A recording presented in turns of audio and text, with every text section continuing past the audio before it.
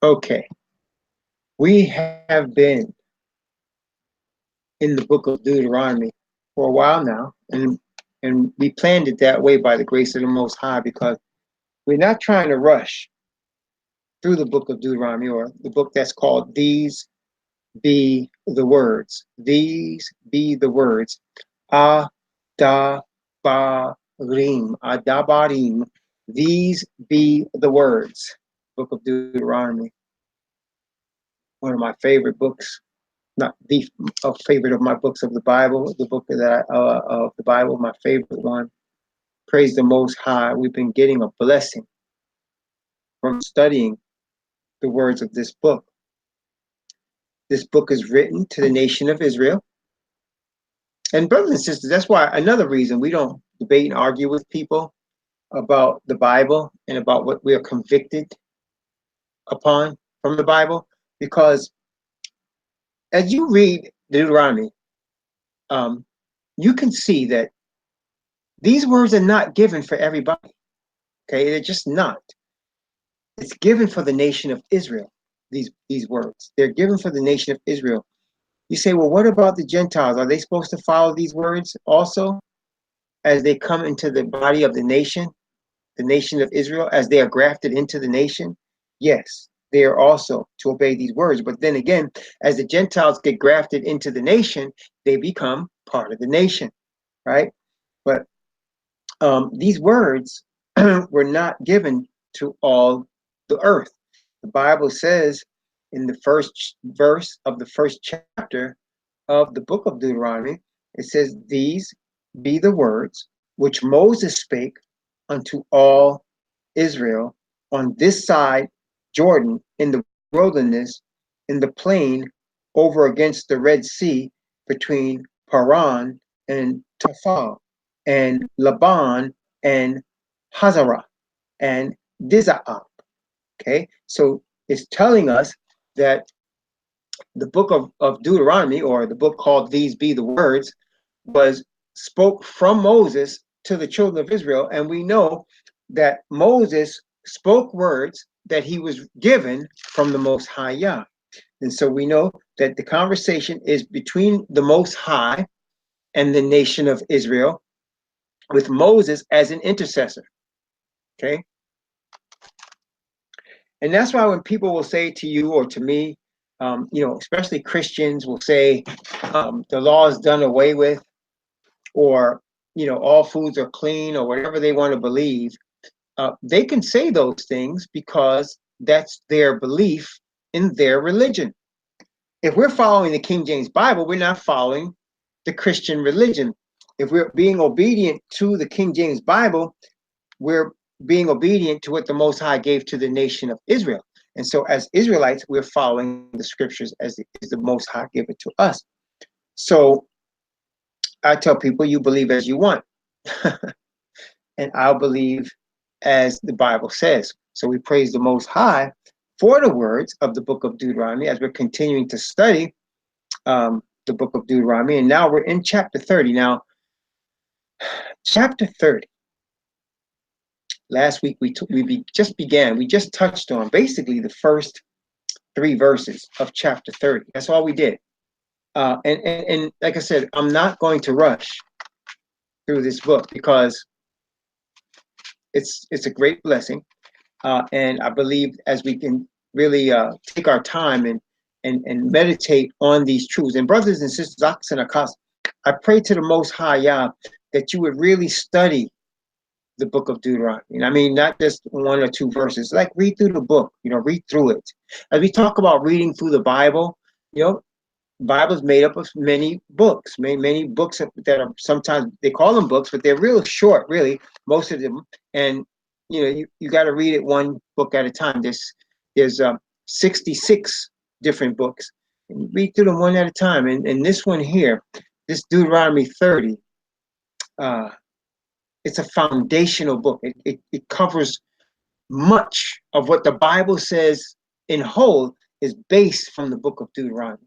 And it's also, among other things, we talked about it being called These Be the Words, and Dabarim, which is Hebrew for the words.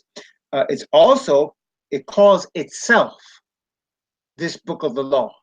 It calls itself that, this book of the law. And so the covenant is written in the book of Deuteronomy, as well as the statutes and judgments that are based off the covenant. Everything is here. And so oftentimes in the New Testament, especially if you really watch closely, a lot of people don't read the New Testament. I mean, even, this is the amazing thing, even the so-called first day Christians, the New Testament Christians, don't actually read the whole New Testament. Okay? That's the sad thing. Brothers and sisters, I want to tell you one sad thing. There are people that have strong convictions about beliefs, and they get their convictions from their churches, and they don't read it from the Bible. And yet these same people will tell you that the Bible is a Christian book. And it's just continually amazing to me, the number of people that will make this claim and don't actually read the Bible. And again, even the so-called New Testament Christians don't actually read the entire New Testament. And I'll give you some examples. Have you ever run into one of them and they'll tell you, well, Revelation, nobody knows Revelation, so they don't read the book of Revelation. Then I've talked to some of them about their doctrines, and I mentioned things that are spoken in the book of Hebrews, and they'll say, oh, no, Hebrews is only for the Jews. So now they've eliminated the book of Revelation, and they've eliminated the book of Hebrews from their reading. And, what do you have? I mean, so anyway, and then you have people that are calling themselves Israelites, and they'll tell you that either the New Testament is not inspired, or they'll tell you is not to read it. And they're also of the ilk that don't study it out for themselves to read the whole thing. But if you read the writings of the Apostle Shaul, and it's no accident, that most of the epistles written in the so-called New Testament were from the inspired pen of the former Pharisee, whose name was Shaul, who later called himself Paul. Most of the writings of the New Testament are from his pen. And as we always say, the central theme of his writing is justification by faith. The most important doctrine in the entire Bible, in my view, is the doctrine of justification by faith. It gets you to the covenant. It gets you to your Father. It causes you to overcome all sin. What can be more important than that? And as you study the epistles of the Apostle Shaul, oftentimes he quotes the book of Deuteronomy. He quotes it often. And most people don't recognize it because, well, they're not reading. But he quotes the book of Deuteronomy quite a bit. And so today we're studying chapter 30 of the book of Deuteronomy. And we talked in chapter 28, we called chapter 28 the chapter of the awakening. Remember that? Maybe a week or two ago, we looked at chapter 28 for a little while, and we called it the chapter of the awakening. And the reason we called it the chapter of the awakening is because many of the so-called African Americans that are awakening to this truth, and many of the so-called African people from the UK or from Jamaica or Haiti or Brazil and other places, what's causing them to wake up and realize who they really are is chapter 28 of the book of Deuteronomy. And so we studied that as the chapter of the awakening. But chapter 30 actually prophesies about the awakening. It prophesies about the awakening. So chapter 28 is what a lot of people are reading that are awakening them. But Deuteronomy chapter 30 actually tells you that you're going to be awakened. Okay, you understand the difference? So Deuteronomy 30 is what's telling you you're going to be awakened. Deuteronomy 28 is what's being used by the Most High to awaken people. Okay, so basically Deuteronomy 30 is prophesying about what is happening from people who are reading Deuteronomy 28. And so we've been last week we looked at the first 3 verses of chapter 30. And I just want to start with those 3. And I want to continue from there. Look at Deuteronomy chapter 30, just as a review, verses 1, 2, and 3 is what we read last week. Notice what it said, Deuteronomy 30, verses 1, 2, and 3. And it shall come to pass, when all these things are come upon thee, the blessing and the curse, which I have set before thee, and thou shalt call them to mind among all the nations, whither Yahweh thy Elohim hath driven thee, and shalt return unto Yahweh thy Elohim, and shalt obey his voice according to all that I command thee this day, thou and thy children, with all thine heart and with all thy soul, that then Yahweh thy Elohim will turn thy captivity and have compassion upon thee, and will return and gather thee from all the nations whither Yahweh thy Elohim hath driven thee. So the Bible is predicting that we're going to go through the blessing and the curse. And after we go through the curse, notice it said the blessing first, and then the curse second. So as we're coming in the curse, we're in the curse now. It's going to come to our mind, wherever we are on the earth, what happened, who we are, how we got here.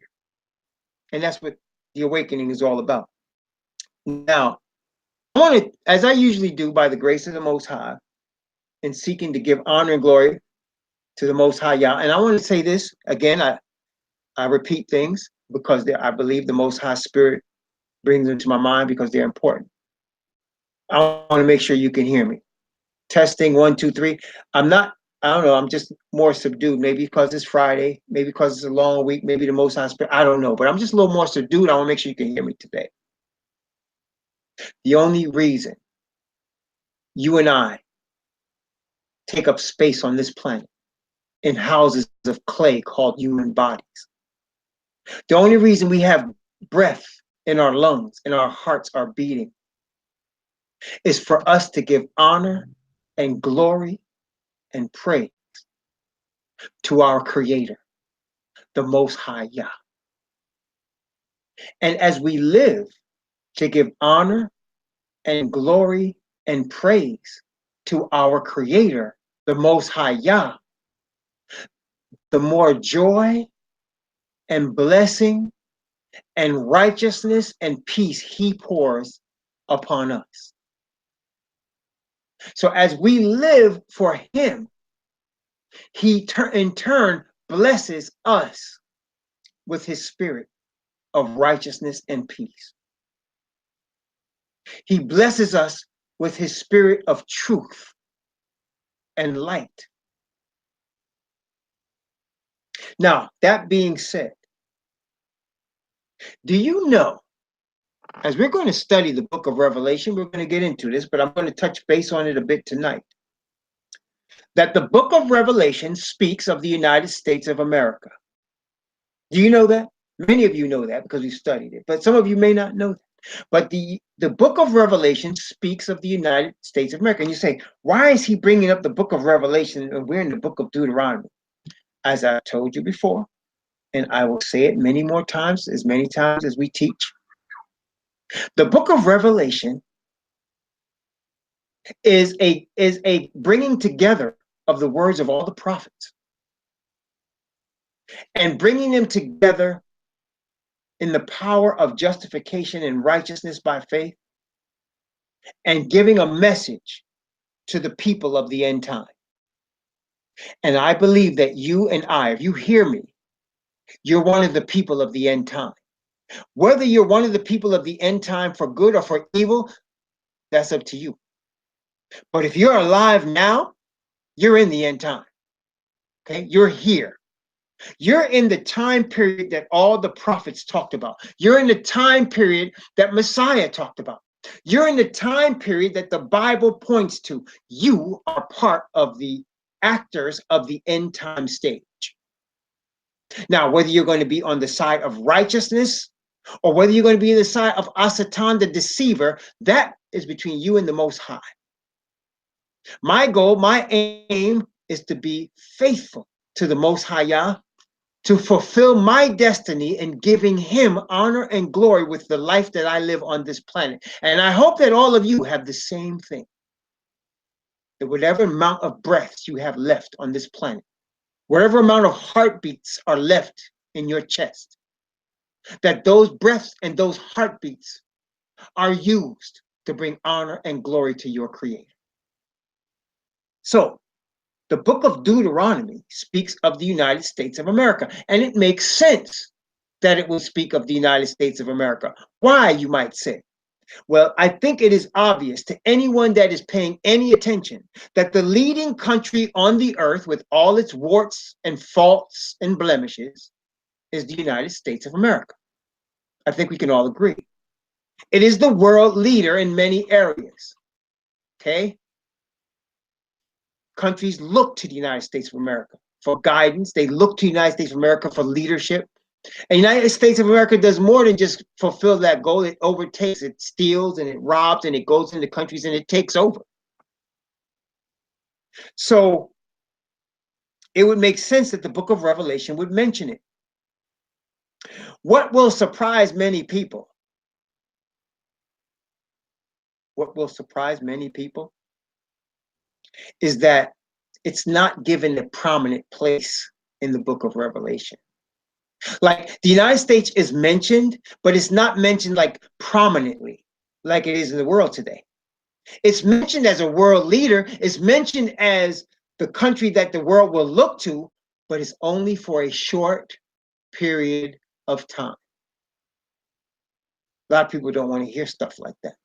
You see, brothers and sisters, many people, the majority of people only want to hear the truth in so much that it pleases them. But when you speak truth that doesn't please them, that doesn't go against that goes against their preconceived notions, they don't like it anymore. And that's the difference between the true people of Yah and the rest of the folks. The true people of Yah want his truth regardless of how it feels, regardless of what it costs, regardless of what it does. They want the truth, period. You know why? Because their Father, their Heavenly Father, and their Messiah, the High Priest, Yahushua, are 100% pure truth. The purest forms of truth that ever can exist in the universe is the Father and his Son, Yahushua. And he sends us the purest form of truth that exists in the universe in the form of his Holy Ghost power of righteousness. So therefore, the people that belong to them will be just like them.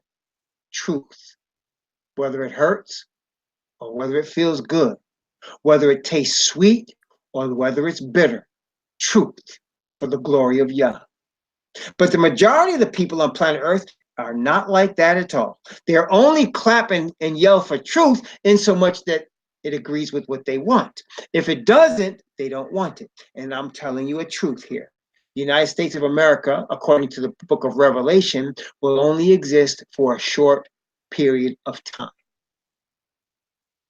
It was founded officially in 1776 as a nation.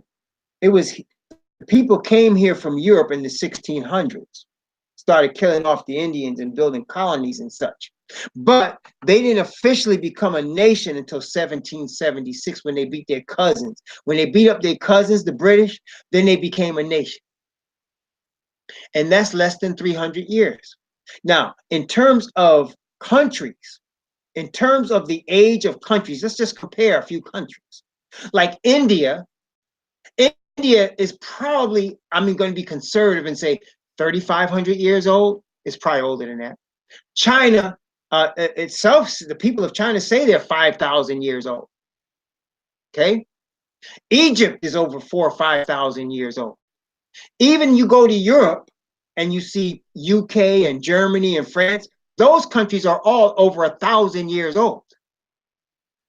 Okay? If you go to Russia, like it wasn't always called Russia, but that area, those people, those Caucasian, that's where a lot of the Yafet's children were founded and started in the Caucasus Mountains over there. Them people are thousands. That's been there thousands of years, like 4,000 or 5,000 years.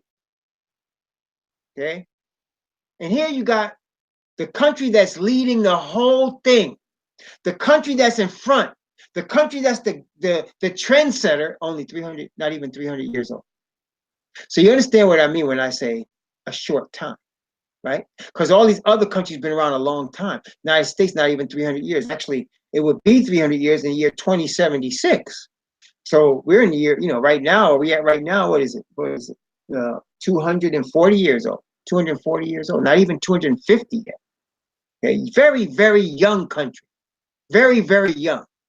Okay. So why am I mentioning that? Because of what it says about this country. Let's take a look.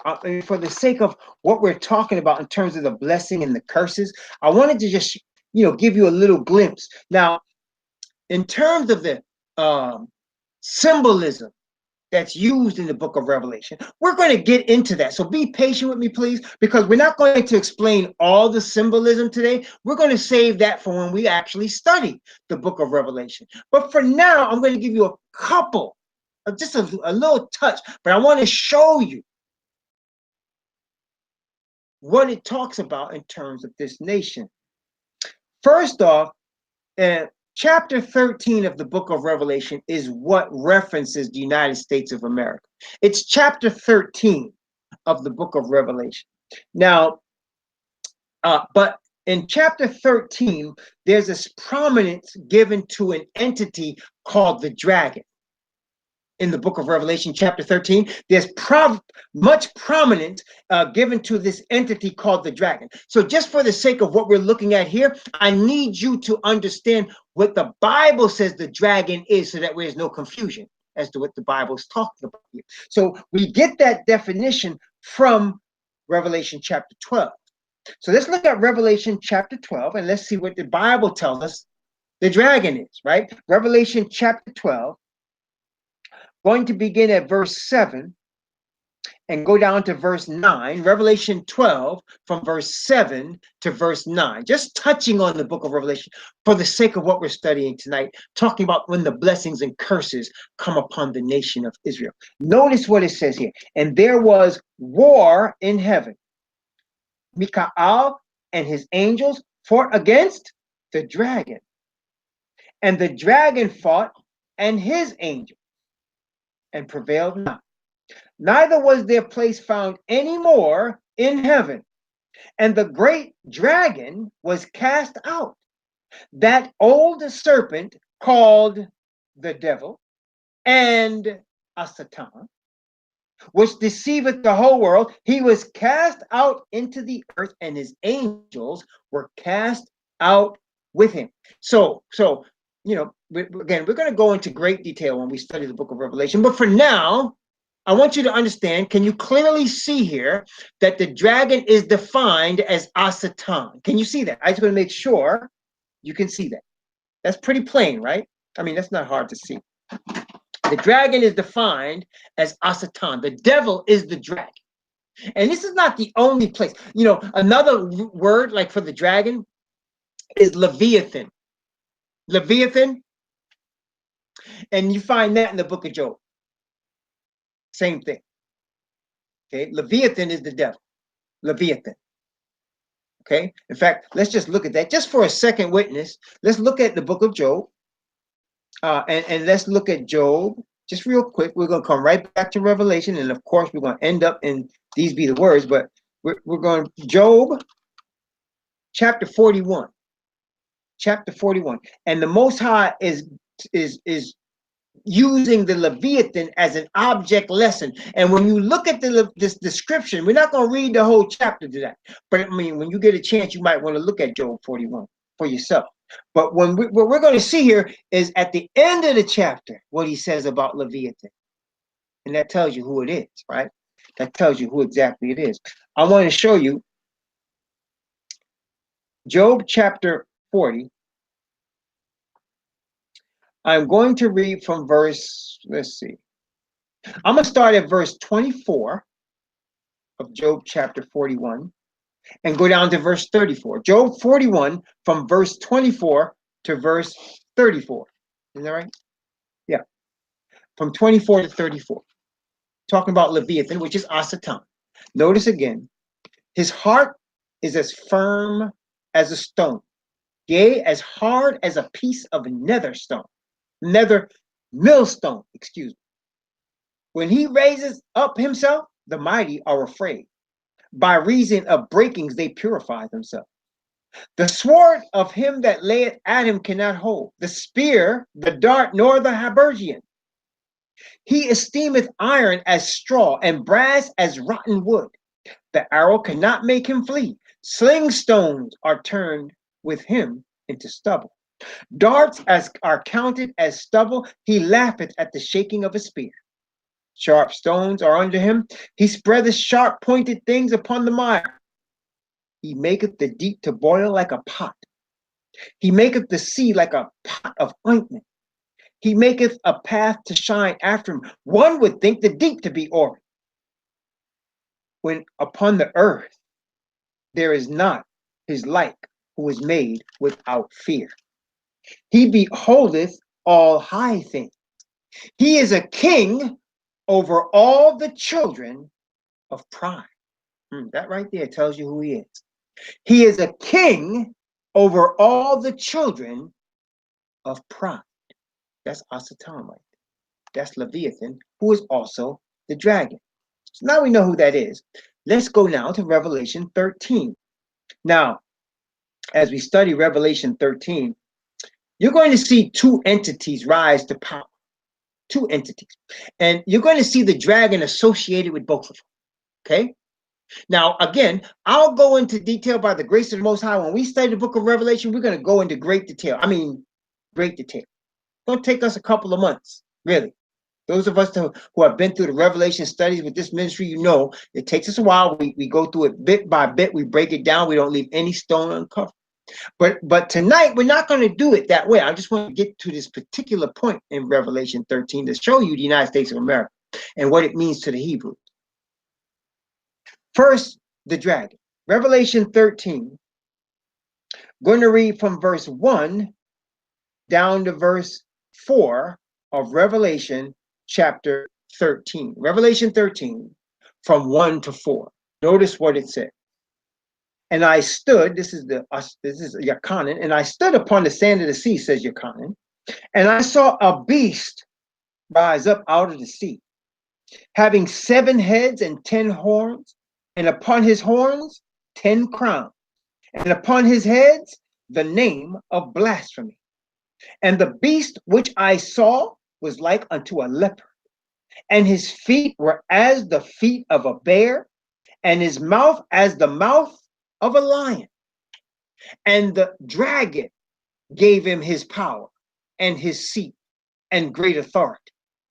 And I saw one of his heads, as it were, wounded to death, and his deadly wound was healed, and all the world wondered after the beast. And they, that is all the world, worshipped the dragon, which gave power unto the beast, and they worshipped the beast, saying, who is like unto the beast?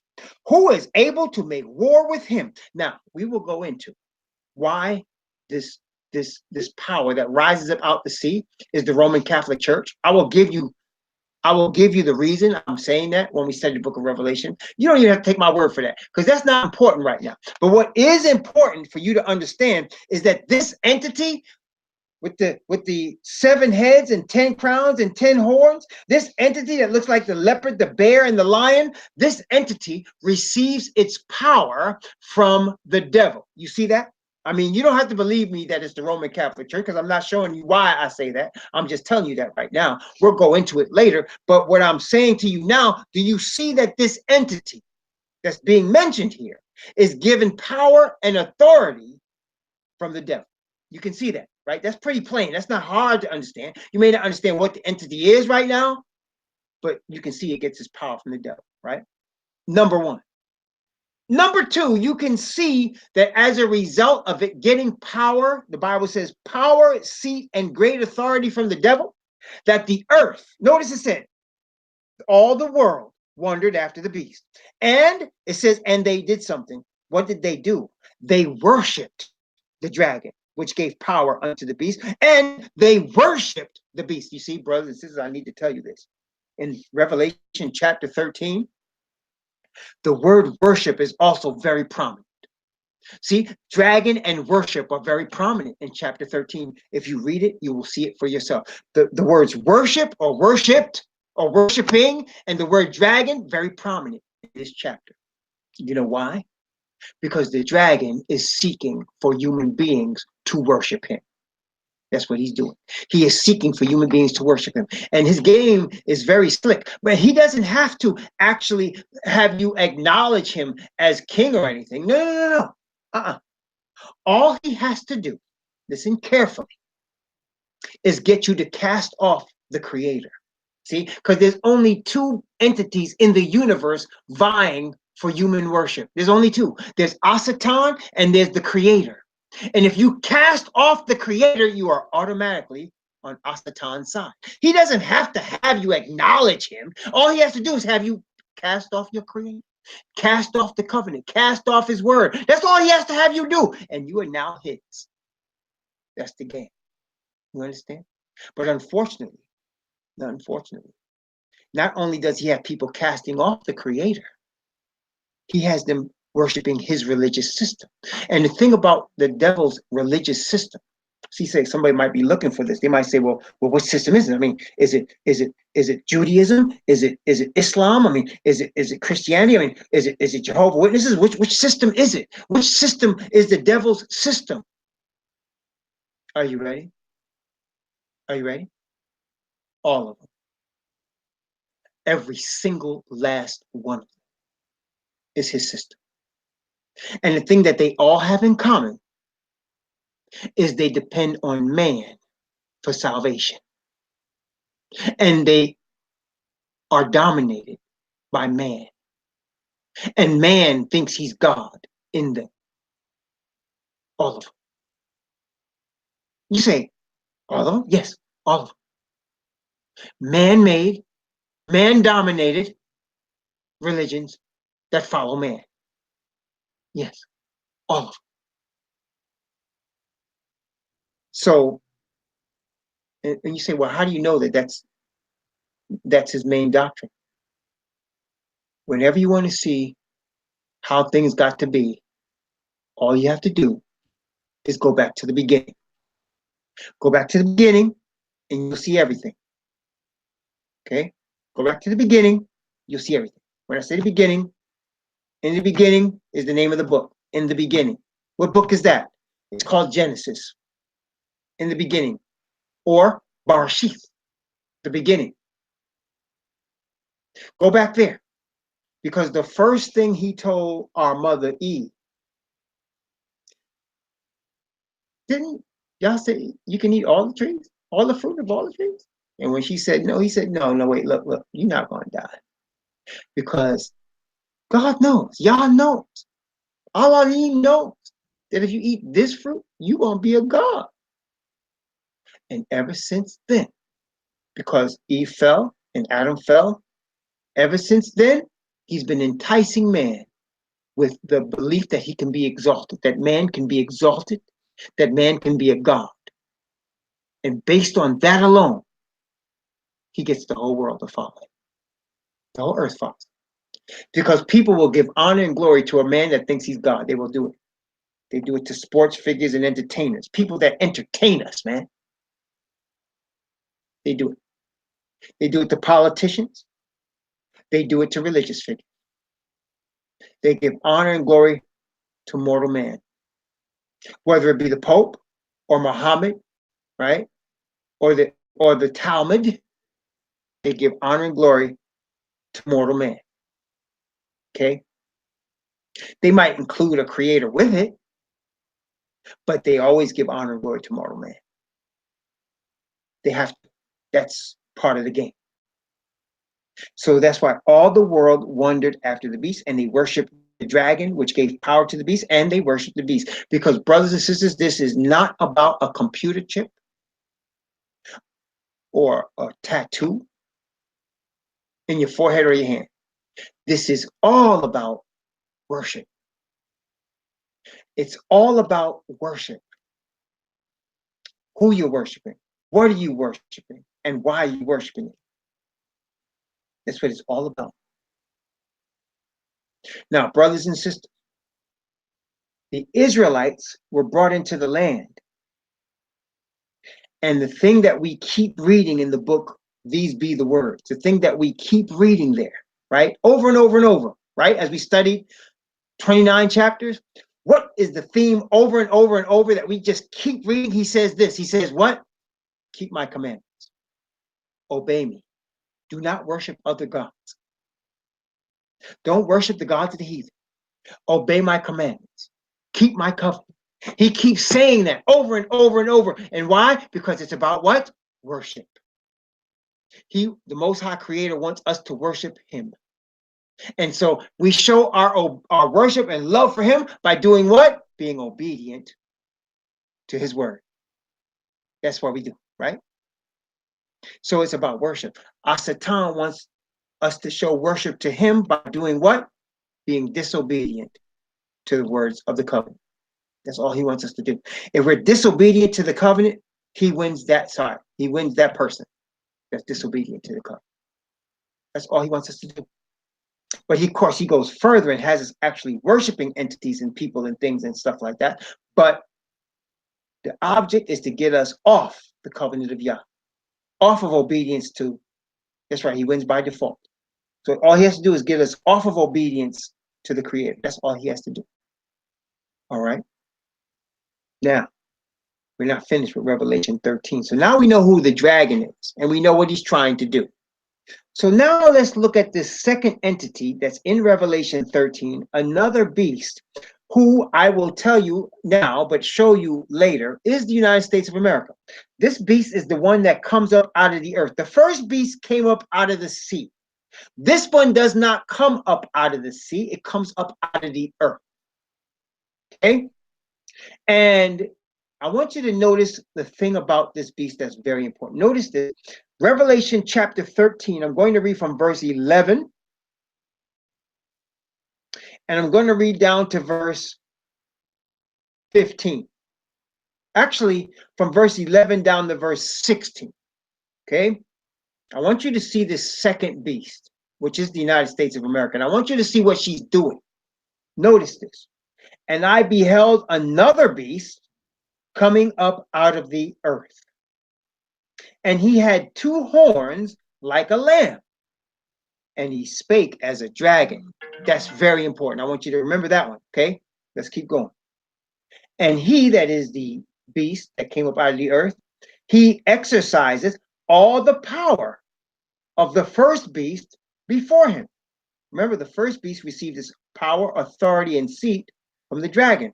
So this one, he says he exercises all the power of the first beast before him, and causeth the earth and them which dwell therein to worship, there's the word again, the first beast, whose deadly wound was healed.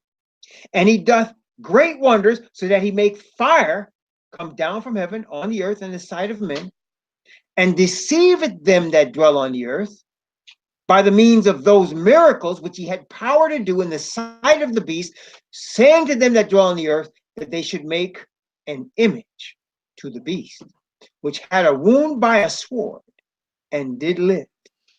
And he had power to give life unto the image of the beast, that the image of the beast should both speak and cause that as many as would not what? Worship the image of the beast should be killed. Watch this. And he causeth all. That is, the lamb-like beast causeth all, both small and great, rich and poor, free and bond, to receive a mark in their right hand or in their forehead. So wait, this lamb-like beast, let's just look at the character traits that we have seen from our simple reading. This lamb-like beast looks like a lamb, but it speaks like a dragon. Do you guys see that? Did I make that up, or is that written there? Didn't it say he looks like a lamb and it speaks like a dragon? It did say that. And we already read that the dragon is Asatan. So this lamb-like beast looks like a lamb, but it is speaking, so that really inside it is Asatan. What does Messiah tell us that is? He tells us, he says, beware of wolves in sheep's clothing. Does he not say that? Did not Messiah say to us, beware of wolves in sheep's clothing? So apparently this country is a wolf in sheep's clothing. Or let me just put it more better than that. It's a dragon in lamb's clothing, right? It's a dragon in lamb's clothing. That's what this country is. A dragon in lamb's clothing. I'm not, the Bible is saying. I will show you later why this is the United States. We'll talk about that. But here, this beast that rises up out of here is a dragon in lamb's clothing. And it does great wonders. And notice what it says. It deceiveth them that dwell on the earth. Like it deceives the earth. Didn't the Bible says that the dragon deceiveth the whole world? Didn't it say that? So it says about this lamb-like beast that is a dragon in sheep's clothing. It says it deceives them that dwell on the earth. So you can see the characteristics of the dragon in this beast, because the dragon is really controlling it, right? Then it said that it said to them that dwell on the earth that they should make an image to the beast. What beast? That is the first one, the one that came up out the ocean. It said they should make an image or a statue in honor of the first beast. They should make a statue in honor of it. And it said that this beast that looks like a lamb but's really a dragon inside has power to bring this image to life. And it could speak, that the image itself would speak, and that it would cause many, whoever would not worship the image that they brought to life should be killed. And it says it causes all, that is, everybody on earth, rich and poor, free and bond, to receive a mark, right? So wait, let's just go over what we've said. We've said some fantastic things here, because you have to really watch this now. So you have this dragon, that's the devil. It lives inside this country that looks like a lamb, but it's really run by the dragon. It deceives the whole earth, right? It deceives the whole earth, just like the dragon, because the dragon controls it, right? It deceives the earth, and it speaks to the earth, and the earth listens to it. It tells the earth that it should make an image in honor of the first beast, and they're going to do it. It tells the earth that the beast, now the image speaks and tells the whole earth that they need to worship it. So I brought all that out to say to you all that the United States, in its young history, it's only going to last a little while. It's not going to be 1,000 years that this country is going to be in existence. No, it's not even going to make it to 300 years. I can tell you that 100% for sure. The United States will never be 300 years old. It will not. I'm telling you that 100%. It will not. We will not be on this earth as we stand right now in the year 2076. It's not going to happen. I can guarantee you that. Not going to happen. Okay? As a matter of fact, I don't even think it's going to make it much past 250 years. It's going to make it maybe to 250, not much past that. That's where we at right now. Okay? So it's going to be very influential in worship across the earth. And who is worship and what is worship? Now, that being the case, okay, if we know who the true Hebrews are, I want to make sure you hear me now. Testing 1, 2, 3. If you and I know who the true Hebrews are, do you think Asatan knows who they are? If we know who they are, do you think the devil knows who they are? Yeah, he would know who they are. If the devil knows who they are, do you think, and wait, if he knows who they are, and let's now go back to Deuteronomy 30 now. If he knows who they are, okay, and he knows, what Deuteronomy 30 says, and it shall come to pass when the blessing and the curse come upon thee, and thou shalt call them to mind. Do you think he tries all of his deceivable power to stop them from awakening. Would he do that? Would he put forth everything he's got to stop them from awakening? And then would he try his best to destroy them from off the earth, to just like rid the earth of them? Would he try to do that? Would he just try to just get rid of them? Of course he would. Of course he would. So it makes sense then, listen carefully, that as the United States is being used by Asatan in these last days to bring forth the greatest rebellion against the kingdom of Yah, that the most persecuted people on the earth would be in the United States. Does that make sense to you all? Not that the Hebrews are not persecuted all over the earth. They obviously are. The Bible shows us that. But the hotspot, ground zero is the United States, right? Wait a minute. I'm getting ready to bring it more. Listen to me carefully now. And if the United States is ground zero for the persecution of the Hebrews, would it not be ground zero for their awakening? Would it not be ground zero for the power of the Most High Spirit to be poured on them? Would as the dragon is using the United States to lead the earth in deception and sin, would not the Hebrew awaken here and come to most prominent power of the Spirit here in the midst of the dragon's seat, where Satan's seat is? Yeah, they would. And that is why I bring us back to chapter 30. And the awakening is prominent in the United States with the so-called African American. It's happening everywhere. Don't get me wrong. It's happening in the UK, and it's happening in Africa. It's happening in nations of Africa, happening in Australia, happening in, the islands, the Caribbean islands. It is happening everywhere. But the hotbed, the ground zero, is the United States of America. And brothers and sisters, here, ox and a cost, here in the United States, the beginning of this awakening is already started. The key here, the key of the awakening. Call to mind, wherever you are among all the nations, and return to Yahweh thy Elohim and obey his voice.